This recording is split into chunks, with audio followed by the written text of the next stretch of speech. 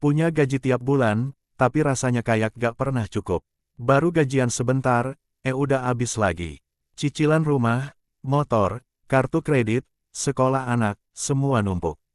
Kalau kamu merasa hidupmu kayak cuma kerja buat bayar cicilan, video ini wajib kamu tonton sampai habis.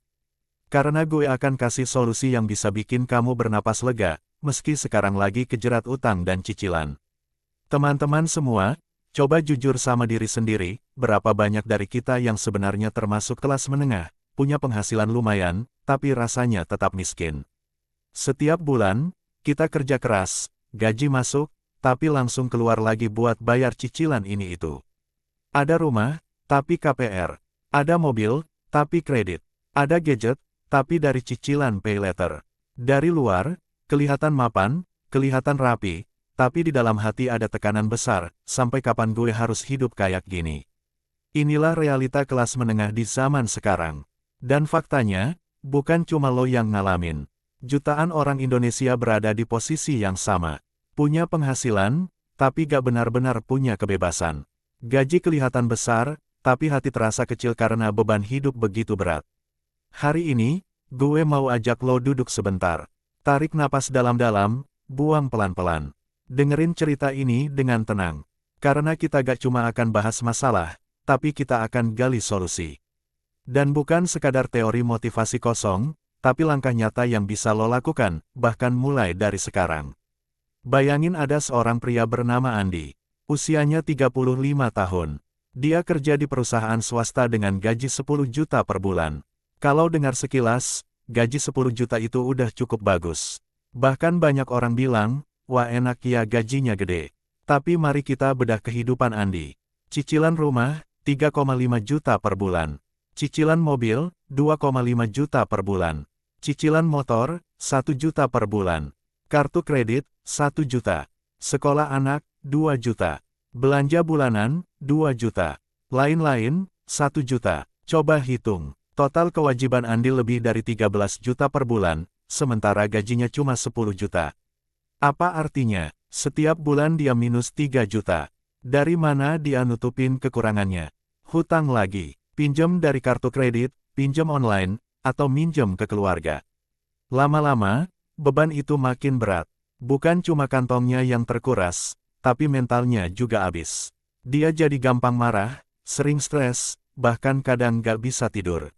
Dari luar, orang lihat Andi punya rumah, punya mobil, hidup mapan.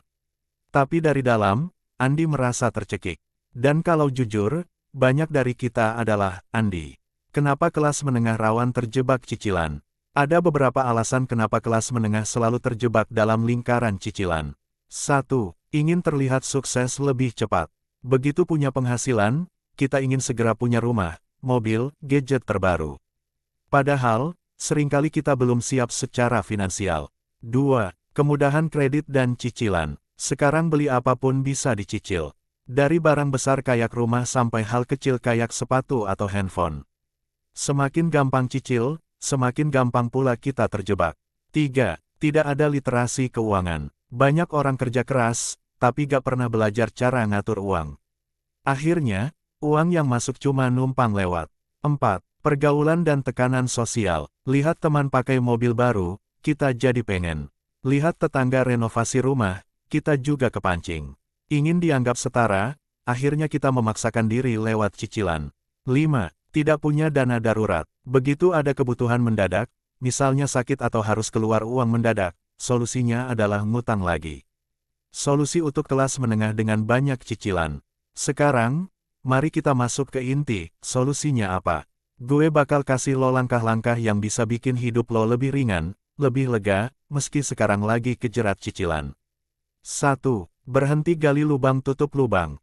Kalau lo punya cicilan, jangan pernah lagi ambil utang baru buat nutup utang lama. Itu sama aja kayak lo nyiram bensin ke api. Api nggak akan padam, malah makin besar. Kalau ada kartu kredit, stop dulu pakainya.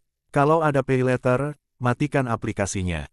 Jangan nambahin beban baru. Ingat, musuh utama lo sekarang adalah menstabilkan keuangan, bukan menambah beban. 2. Catat semua cicilan dengan jujur. Banyak orang gak tahu sebenarnya mereka utang berapa. Mereka cuma tahu tiap bulan bayar ini itu, tapi gak pernah catat totalnya. Gue minta lo ambil kertas sekarang, atau buka notes di HP. Catat semua cicilan lo, dari yang besar sampai yang kecil. Jangan ada yang disembunyikan. Misalnya, KPR, 3,5 juta. Mobil, 2,5 juta. Motor, 1 juta. Kartu kredit, 1 juta. Pinjol, 500.000. Jumlahkan semua. Ini mungkin bikin lo kaget, tapi ini adalah langkah awal untuk berubah. Karena lo gak bisa melawan musuh yang lo gak kenal. 3. Prioritaskan cicilan dengan bunga tertinggi. Kalau lo punya banyak cicilan, urutkan dari bunga paling tinggi. Misalnya, pinjol biasanya bunganya paling besar, lalu kartu kredit, baru kemudian cicilan KPR atau kendaraan. Fokus dulu untuk melunasi yang bunganya paling tinggi.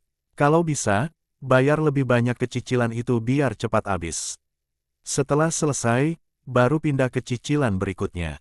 Strategi ini disebut debt avalanche. Tujuannya, biar beban bunga cepat berkurang. 4. Tahan diri dari gaya hidup konsumtif. Lo gak akan bisa keluar dari lingkaran cicilan kalau lo masih hobi belanja barang yang sebenarnya gak lo butuhkan.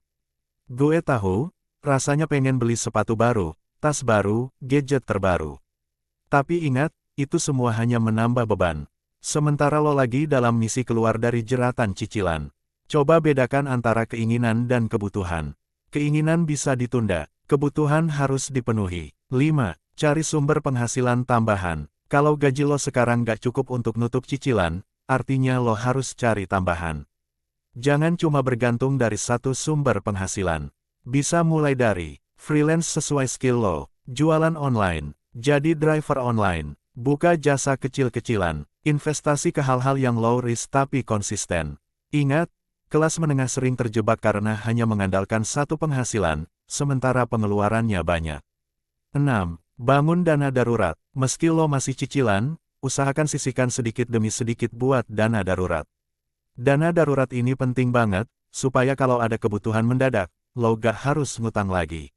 Minimal punya 3-6 kali pengeluaran bulanan. Mungkin lo bilang, mana mungkin bisa. Gue bilang, mungkin. Mulai aja dari kecil, 100.000, 200.000 per bulan. Lama-lama akan terkumpul. 7. Ubah mindset tentang kekayaan. Kekayaan bukan soal berapa besar gaji lo, bukan soal berapa mewah barang yang lo pakai.